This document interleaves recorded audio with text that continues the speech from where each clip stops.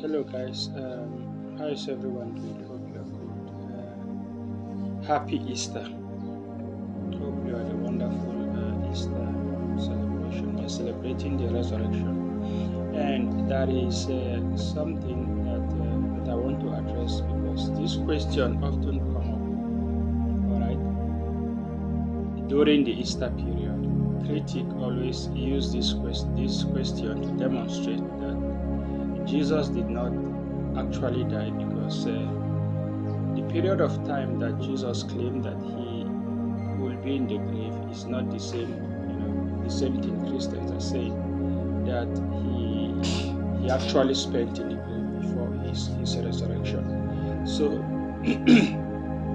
this question, all right, have been frequently raised to actually demonstrate that Jesus did not actually die by crucifixion, especially Muslims.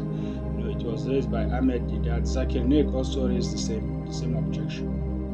Okay, and people have been trying to respond to it for years. There are a lot of responses out there, but then no matter how you try to correlate it, there is still a problem. Now, what am I referring to? Some people know it already. It's Matthew chapter 12, verse 40.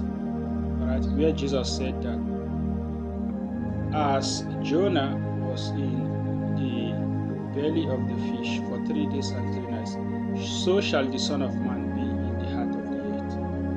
Alright? And for many years now, they said that Jesus was talking about his death. Alright? He was talking about the time he was spent in the grave. He was talking about his death. So that's the common interpretation, and it's problematic. Why? Because no matter how you try to reconcile it, okay, from Friday evening to Sunday morning, right? From Friday to Sunday morning, it's not 3 days and 3 nights. So no matter how you try to reconcile it, you have 2 nights there. Maximum of 3 days.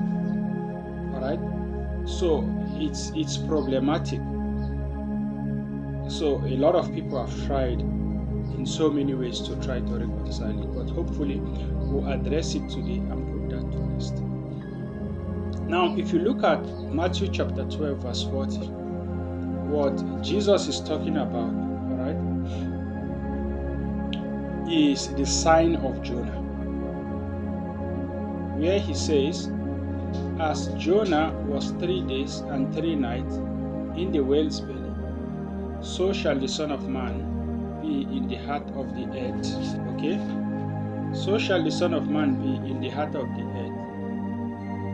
That before that he said, an evil generation seeketh for a sign. No sign shall be given to you except the sign of Jonah. But then the modern interpretation of what Jesus is saying, if you study the Bible critically, you actually see that it's not actually what Jesus is referring to, and that's what we are going to discuss today. Now, if you look at the same book of Matthew, look at chapter 16, chapter 17, Jesus spoke about his death and resurrection. Now, this is how Jesus normally ends it, even in Luke and in Mark.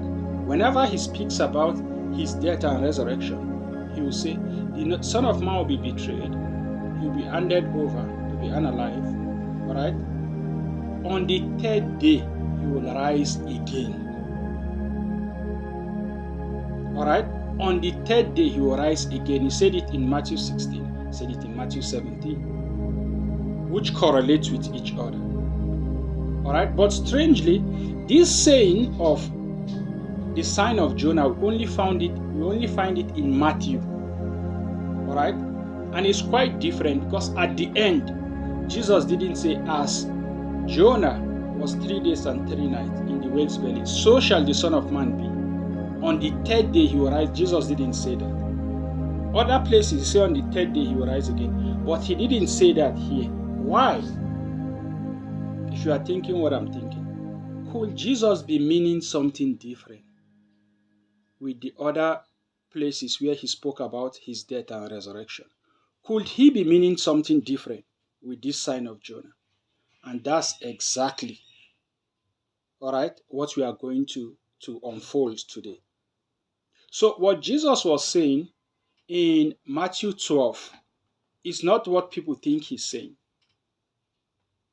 Now, what Jesus was saying in Matthew 12 verse 40 is the period of time he's going to spend in Jerusalem, which include his suffering, his suffering, and his death and resurrection, everything captured together. Listen again. It includes his betrayal, his arrest, his death, his resurrection, the period of time he will spend in Jerusalem. Before he leaves Jerusalem, he gives the sign, all right? He fulfills the scriptures and leaves Jerusalem.